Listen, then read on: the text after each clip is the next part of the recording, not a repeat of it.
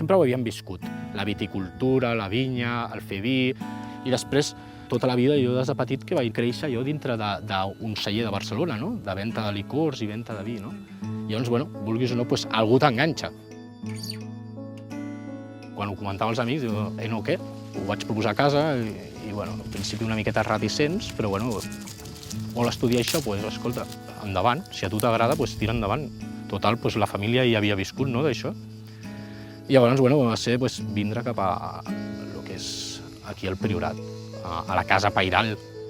Intentar una altra vegada recuperar l'essència aquella que havíem perdut dels avis i al mateix temps, ostres, la contrapartida que guanyar qualitat de vida per mi, no? L'únic d'aquests edificis, que no és d'estar al celler a la mateixa casa pairal, és que, clar, avui en dia qualsevol va canviant més o menys de casa i no tota la família d'això. Aquí ha sigut generacional, no?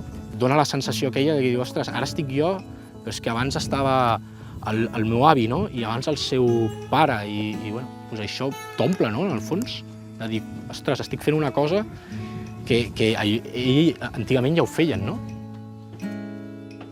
Aquesta és la joia de la corona, de la família, diguem, que és el que s'ha anat transmetent de generació en generació.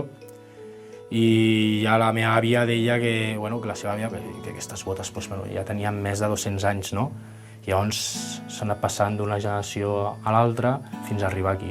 El vi ranci només el tastem una vegada a l'any, que és per festa major, i durant l'any té el procés d'envelliment i no se li fa res. L'únic moment que es tasta és aquest dia en concret.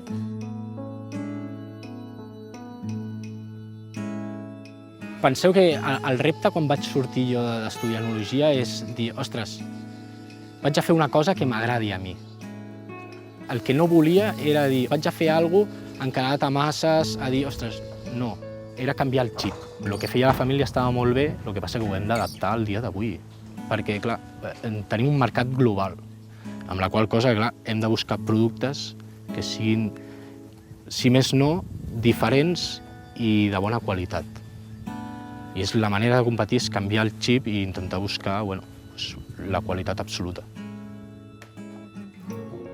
El tema de lo que significa avui el vi és un tema, podem dir, de cultura, no?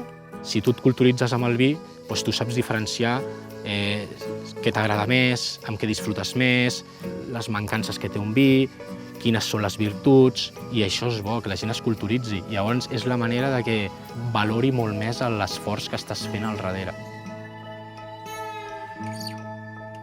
És com el fill de tota la família, no? Aquí penseu que ja només és el meu gra, sinó que, clar, aquests ceps ja no els van plantar, es va plantar per la família, llavors, clar, ha anat continuant, tothom ha anat posant el seu granet, no? Llavors és el fill de tots, si li volem dir així, no? És el producte de tots.